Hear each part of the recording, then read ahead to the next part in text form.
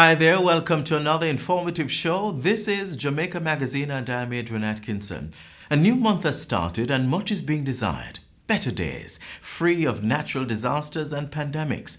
While we cannot control the unpredictable, we can definitely control how we react to these situations. Do your research. Inform yourselves of the preventative measures against illnesses as well as what to do in the event of a natural disaster. Information is just a click away. Read content and watch videos from credible sources like this show, where we'll arm you with the right information to improve your life. Thanks for joining us. The show begins right now. The ECJ will be renewing all voter ID cards. Visit any EOJ constituency office or voter ID card renewal center if your card has an issue date of 2015 or before. Cards with issue dates 2016 or later will automatically be reprinted. The ECJ will notify cardholders when cards are ready. Current ID cards will be valid until December 2020. For more information, contact the ECJ.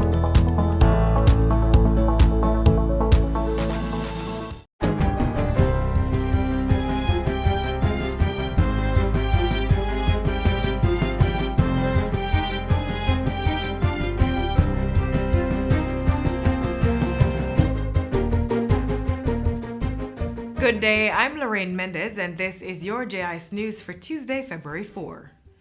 Jamaica's first ever strategic business plan for the judicial arm of government has now been formally implemented in the court system. The plan was unveiled on Friday.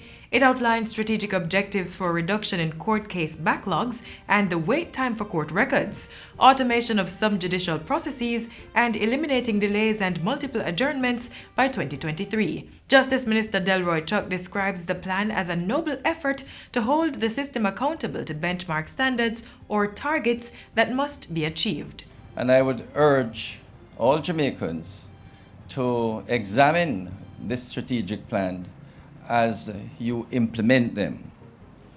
I certainly would like to ask all the stakeholders in the justice system to buy into this plan, this strategic vision of where the justice system can become within the next 6 years. Chief Justice Brian Sykes says the strategic plan will help to reduce the number of police officers attending court on any given day and assist with determining appropriate time standards. Unless we have time standards for all our processes, there's a real risk of denying litigants their constitutional right to a fair hearing before an impartial court within a reasonable time. The plan is titled Benchmarking the Future, Courting Success, and covers the period 2019 to 2023. The document will be available to the public. It aims to promote good governance and improved service delivery while protecting the rights of those who use the courts. Meanwhile, trial date schedules for parish courts are now accessible online. This will allow court staff, judges, attorneys, and persons associated with cases to view dates for court proceedings ahead of time. Chief Justice Brian Sykes says this is being done through the Court Information Statistical System. As it presently stands, all the parish courts are able to publish their lists online well in advance, 2 weeks, 5 weeks, 6 weeks, a month, 2 months in advance. And so we're pushing in that direction so that litigants and other court users will know if they miss the court date when the next date it will be. So some courts have started to do it, but we'll be ensuring that certainly by April 1, all the parish courts will have the lists published online. Justice Sykes says this is part of the Justice Ministry's aim to achieve 95% airing date certainty and 100% courtroom utilization. Still on justice, approximately 68 communities have benefited from mobile legal services for the 2019-2020 fiscal year. As 2 more units are added to the system, Portfolio Minister Delroy Chuck says the expansion will facilitate access by all citizens to services within the justice system. We want the people of Jamaica to be informed, to be empowered. It is absolutely important that every single Jamaican not only have access to justice information, but to justice services. For the 2018-19 fiscal year, approximately 100 communities were visited by the mobile justice units. Of the 1,447 persons served, 849 requested legal services. In other news, National Security Minister Dr. Horace Chang is reassuring the country that the major organized crime and anti-corruption agency MOCA will be fully operational soon. In an update to the House last Tuesday, Dr. Chang revealed that the regulations governing MOCA were being finalized. The MOCA Act was passed in 2018. The regulations are expected to make MOCA a statutory law enforcement agency with operational independence and authority. Dr. Chang says that up to November 2019, the regulations were making their last rounds at the Auditor General's Department. In spite of the delay, he says MOCA has been doing excellent work to combat corruption and increase its intelligence gathering.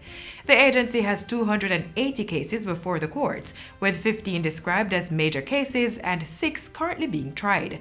In addition, MOCA is actively investigating 71 cases, 8 of which are considered complex. MOCA is functioning and will be given its full legislative status in very short order. The Electric Mobility Strategic Framework, which will regulate the electric vehicle policy for the public transportation sector, is now complete. Principal Director in the Ministry of Science, Energy and Technology, Fitzroy Vidal, says it will be implemented in short order. The general objective of the Electric Mobility Strategic Framework is to determine the adoption targets for the country, perform diagnostic assessments, and develop fiscal strategies to facilitate the introduction and growth of electric vehicles market. Also to encourage electric mobility in a comprehensive and an integrated way. Mr. Vidal was speaking at a recent roundtable discussion on electric mobility in Jamaica. He says government is taking steps to bridge the knowledge and information gaps surrounding electric mobility adoption in Jamaica. In 2018, Cabinet mandated the Energy Ministry to develop an electric vehicle policy in partnership with the Inter-American Development Bank and other key stakeholders. And finally, approximately 3,000 young people are expected to benefit from the Jamaica 4-H Club's National Youth in Agriculture Symposium. The event will take place on February 5 at the Northern Caribbean University under the theme, I Am Agri-Smart. The youth will have the opportunity to learn about entrepreneurship and investment, professional development, agri-technology and innovation, as well as climate change and climate-smart agriculture. The event will be targeting students at the secondary and tertiary levels as well as other active participants in the sector. And that's it for JI's News today. I'm Lorraine Mendez. Thanks for watching.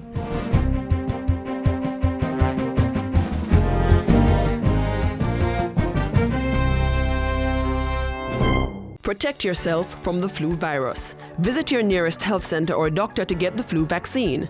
Cover your mouth and nose when coughing and sneezing. Wash your hands regularly with soap and water or by using an alcohol-based hand sanitizer.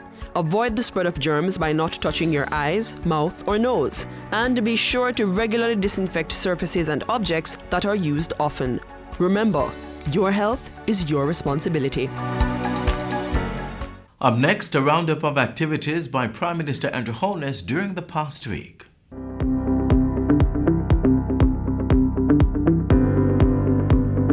Prime Minister announces governance strengthening at Caribbean Maritime University. States of emergency across 5 parishes and 1 police division extended until April 25, and Cabinet approves travel ban for China. You're watching Jamaica House Weekly. I'm Anthony Morgan. On Monday, the Cabinet was briefed on Jamaica's preparedness should the island be impacted by the novel coronavirus. Following the meeting, a travel ban was imposed on flights to and from China. The Cabinet also approved the imposition of an immediate 14-day quarantine for persons who have been granted landing privileges on the island. Meanwhile, Prime Minister Andrew Holness witnessed the handing over of 40 new vector control vehicles to fight the spread of dengue fever. The vehicles are worth $400 million and will be distributed across the 4 regional health authorities. When it comes to health threats, the government is taking no chance. We're taking no risk. We're trying to be fully prepared. So we're not just investing in the fleets here. We're also going to be doing major upgrades and in some cases building new hospital facilities. In Parliament last Tuesday, Prime Minister Andrew Holness said a governance framework was developed for and instituted at the Caribbean Maritime University CMU. According to Mr. Holness, since taking over responsibility for the Ministry of Education in March last year, a work plan had been created to address challenges identified at the institution. He said steps had already been taken to correct the issues highlighted by a recently developed Auditor General's report into operations at the university. Among them, the hiring of an internal auditor. To date, the following have been developed for approval of the new council: a board charter, declaration of interests, investment policy, donations policy, and procurement internal procedures. So these are all policy guidelines and documents developed in keeping with our thrust to ensure that the CMU is meeting the accountability framework. Mr. Holness also announced the Cabinet's approval of a new CMU Council. The 21-member body is chaired by Professor Gordon Shirley. The council has been mandated to establish a governance committee to ensure that the CMU is meeting all its requirements. A direction was also given to create a risk management system, a new procurement policy, and an audit committee. I believe that the corrective actions taken to date demonstrate the seriousness with which the government regards the development at the university. And I believe that the board assembled has the requisite skills and competence to ensure that the policies already developed are quickly approved, quickly put into practice, and that practice will become the norm at the CMU. While in Parliament Tuesday, the Prime Minister received support for a resolution to extend the states of public emergency. 44 of the 63 members voted to lengthen the special security measure until April 25. The areas impacted are St. Andrews South, St. Catherine, Clarendon, St. James, Hanover, and Westmoreland. Earlier in the day, Mr. Holness was at the office of the Prime Minister receiving Colombia's Vice President, Martha Lucy Ramirez. The two spoke of increasing cooperation in security and trade. On Wednesday, the Prime Minister met with the project team for the new Houses of Parliament building. He was updated on the progress being made on the project, which is slated to start next year. Wednesday also saw Mr. Holness meeting with Trinidad and Tobago's High Commissioner Derek Murray. He closed out the day in talks with Panama's ambassador to Jamaica, Lasford Douglas. Minister without portfolio in the office of the Prime Minister, Mike Henry, was also on the road this past week. At Tuesday's start of a two-day Jamaica Social Investment Fund Contractors and Consultants Seminar, Minister Henry urged the gathering to explore more climate-smart infrastructure projects. We fail to recognize that 80% of our economy lies along the coast. And if 80% is wiped out, if indeed tourism, which the minister is doing such a great job, is damaged, then the growth and the development will also be affected. Minister without portfolio Pernell Charles Jr. was in Portland touring water resources in the parish this past week. He was joined by the members of Parliament and agencies responsible for water in the Ministry of Economic Growth and Job Creation. During his fact-finding mission, the minister announced that an additional $26 million would be spent on upgrading transmission pipes and rehabilitating the storage tanks at Bangor Ridge in the parish. Minister Charles said allocations will also be made in the upcoming budget to address the water supply needs of communities across the island. The goal of this government, through the Ministry of Economic Growth and Job Creation, is to do an island-wide assessment. And as we go across the country with NWC, with the Water Resources Authority and with the Rural Water Supply Limited, we are going to be going community by community, rehabilitating the catchment tanks, putting in place rainwater harvesting, and doing the necessary improvement to the transmission lines. We are on a mission to make sure that water gets to each community across the country. And that's it for Jamaica House Weekly. Be sure to join us again next time for more news stories coming out of the Office of the Prime Minister.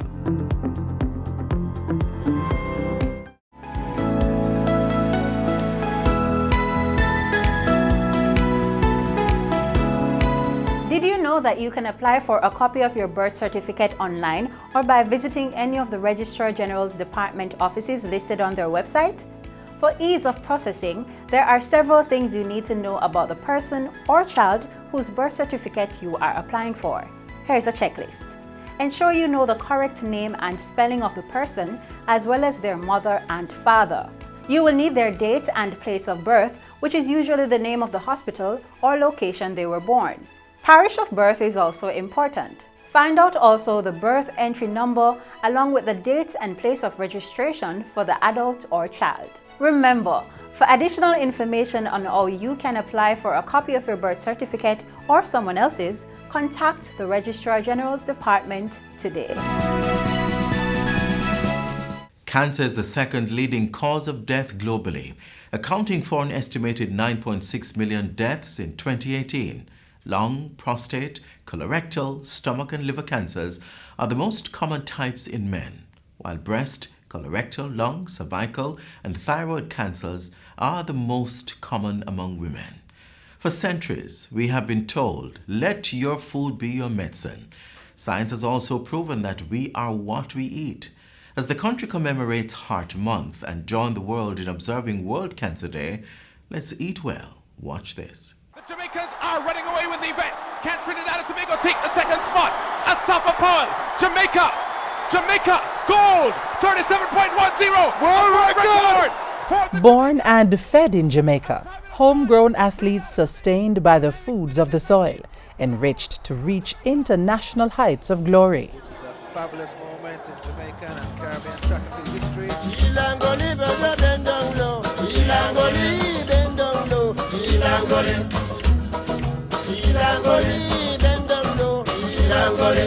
An agricultural sector steeped in a tradition of excellence, ripe for expanded production, energized to tap into new markets.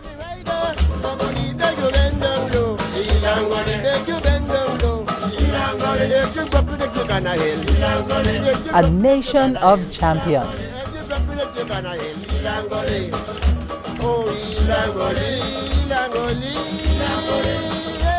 Food. For most, that probably means the broad label for just about every edible item we humans consume. Now, Jamaicans fully agree to this, but in the lingua of the island, food is also a specific term for the side dishes that accompany the main course of Jamaican meals. You might also hear them called ground or grung provisions, yam, potato, sweet or Irish, dasheen, cocoa, cassava, and others that are staples of the island's agricultural output. Farmers, supported by government and strong private groups, plant and harvest these crops for the discerning Jamaican consumer and a reliable export market.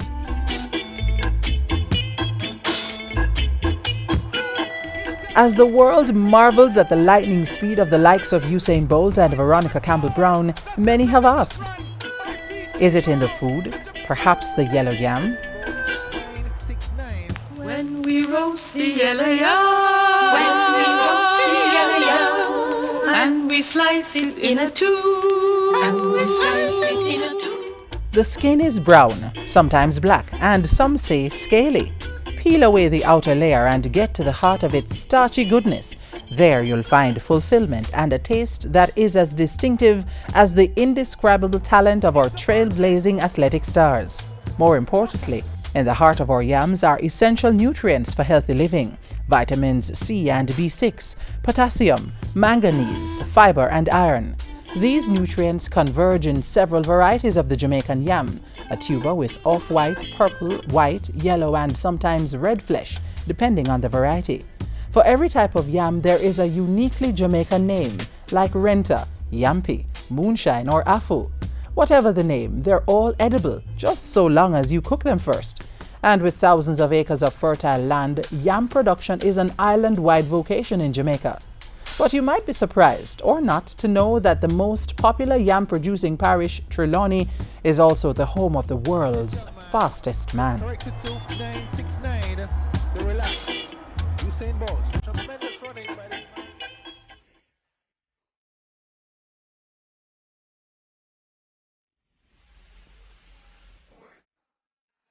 From jerk to curry recipes, Jamaican cooking is all about the spices, sourced right on the island. With the support of the state entity responsible for managing all things agricultural, the Ministry of Agriculture and Fisheries, Jamaica's spice producers are on the verge of stamping a bolder mark on the competitive international industry, with many programs unfurling to increase the production of traditional spices like ginger, turmeric, nutmeg, and pimento, and non-traditional spices such as hot peppers and onion. and the possibilities are bountiful. Take ginger and turmeric, for example. Both grow with relative ease almost anywhere on the island. In fact, travel to some places in Jamaica and you can find turmeric growing wild, unfettered by any environmental condition that could stunt its growth. Whether for use as a condiment, for its healing properties, or simply for coloring, consumers worldwide can't seem to get enough turmeric. Global trade in turmeric has been trending up, and so have prices. As for Jamaican ginger, it has long been considered among, if not the best in the world. Current global demand for Jamaican ginger is estimated at 21,000 metric tons in its fresh form and 4,200 tons dried, and there's room for growth.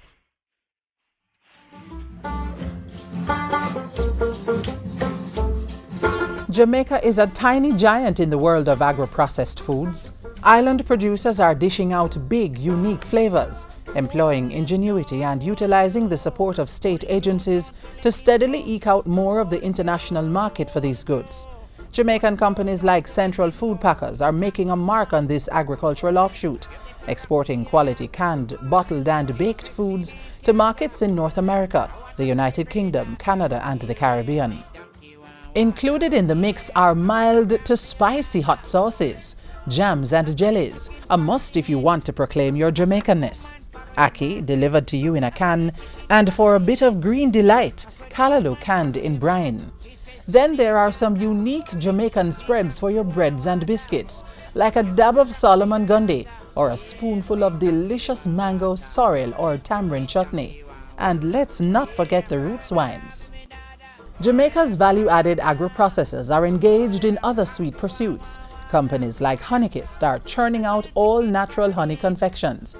As they'll tell you, and you can taste for yourself, pure Jamaican wildflower honey is infused with just a choops of natural unique fruits, vegetables and spices, ginger, Blue Mountain coffee, pimento, allspice, Scotch bonnet pepper. Sweet, aromatic, rich, strong are entirely inadequate labels. Have a taste of authentic Jamaican honey and what you'll get is a pure, honest flavor, aroma and taste, and medicinal benefits that make healthy living absolutely enticing.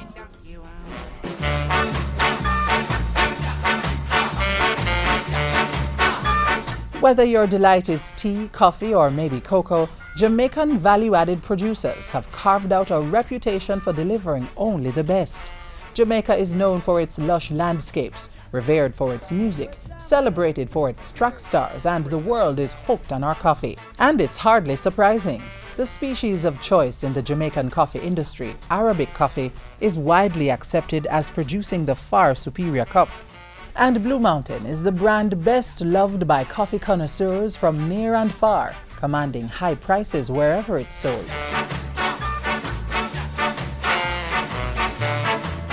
Cultivated high up in the misty blue-hued mountains of the island, maturing in rich volcanic-based soil, only the best bright red cherries are hand-picked, sun-dried, stored, cured, hulled, polished, sized, hand-sorted and packaged to bring the highest quality coffee to your tables.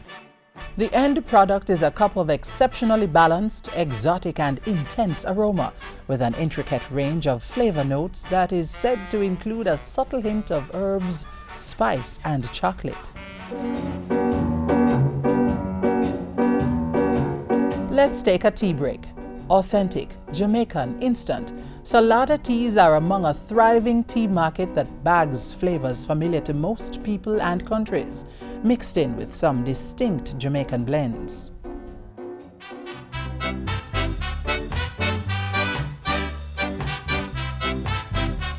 Now for another sweet treat. The cacao plant, or Jamaican cocoa, is a wide-branching evergreen tree from which the world-famous Jamaican cocoa, chocolate, and cocoa butter are produced.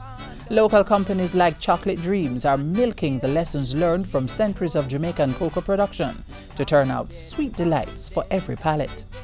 Besides being a pleasure to the taste buds, these products benefit from the many nutritious compounds of the Jamaican cocoa beans. From the mild stimulant of the caffeine alkaloid theobromine to its natural fat starch and the natural amphetamine phenylethylamine, Jamaican cocoa is a folk remedy for maladies from wounds to fevers, coughs, burns, and listlessness.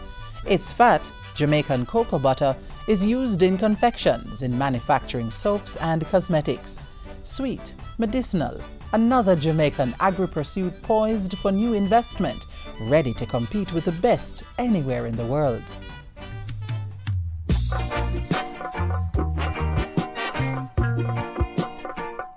So, what's your delight? Whatever it is, Jamaican farmers and end producers are uniquely and creatively positioned to deliver. In this land of wood and water, champions are not just made for the tracks, they're also found in the fields and in the shopping carts of discerning consumers the world over.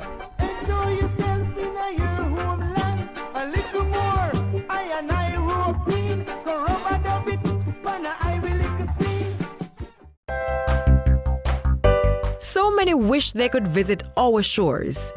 We live where they vacation. Brand Jamaica beckons all from the four corners of the earth. Well, as a Jamaican, I have great pride in selling it. Your pride that you sell Jamaica with is something that it rolls off. Jamaica has so much to offer, and every time I have the privilege of bringing an executive down to Jamaica, an executive from an airline or a tour operator or a travel agency, and you take them across the country. You know, the pride that they said, wow, I can't imagine, especially when it's their first time. Wow, I love this. Build it. Cherish it. Our wealth is Brand Jamaica.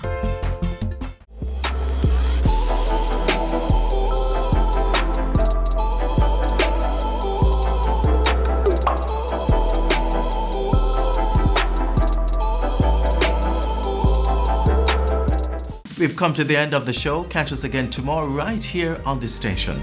Another half hour of informative features await you. Until then, please send your feedback to jamaicamagazine@jis.gov.jm.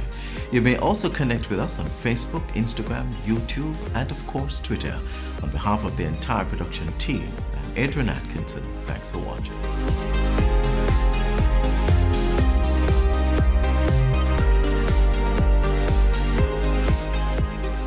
This has been a production of the Jamaica Information Service, the voice of Jamaica.